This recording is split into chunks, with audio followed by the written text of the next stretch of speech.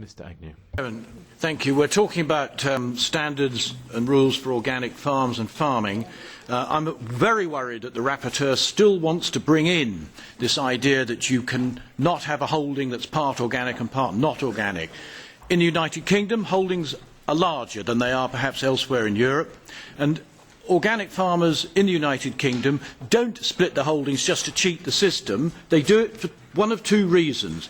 Either their farm is of different land types, different soil types, and they simply cannot farm organically on very heavy clay soil, so they abandon that to ordinary farming where they can control the weeds better with herbicides, and they concentrate their organic farming on the better, the grade 2 land. That's one reason why they do it. The other reason why they split their holdings is because they have burnt their fingers very badly over the last few years, putting, say, 400, 500 hectares all into organic crops, only to find the market has vanished and they have to sell that produce for ordinary prices, and they have lost a lot of money.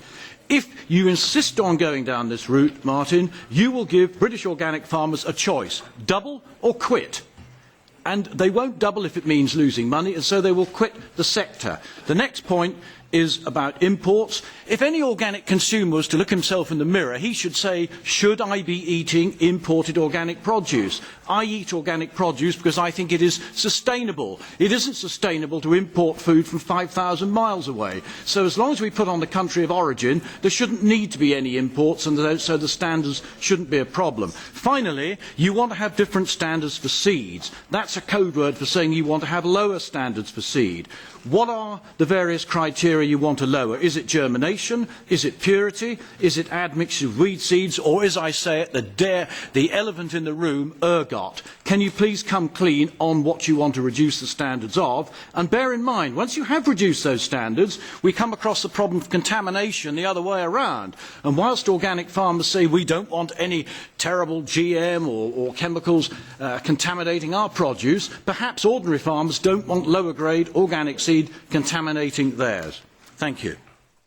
I think it is fundamental, and it is our conviction within the Commission that the imported product should meet the same standards, the same rules, the same requirements as products produced within the EU. Our EU producers should find themselves in the same conditions as those which are applied to products coming from third countries. The EU is the only region in the world which is not working on the basis of a compliance system. And what we are proposing is that we would develop a system of equivalences between standards from other countries, and but more in terms of standards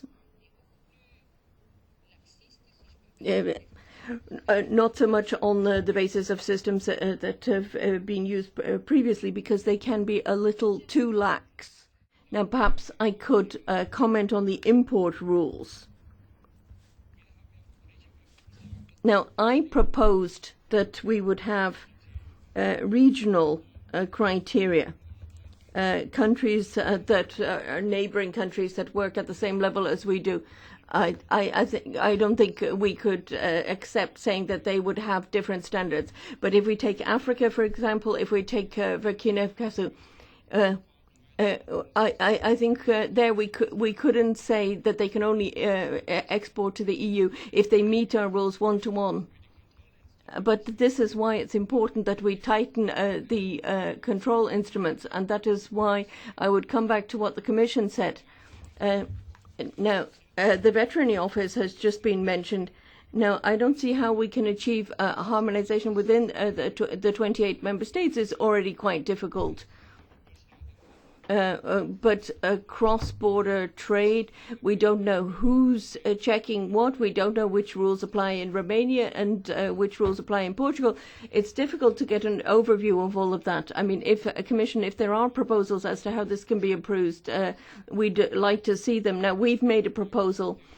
Now, we're talking about huge markets, and you can't say that this will be dealt with just by the Veterinary Office. What is important is that consumers have confidence, and that's really the key issue.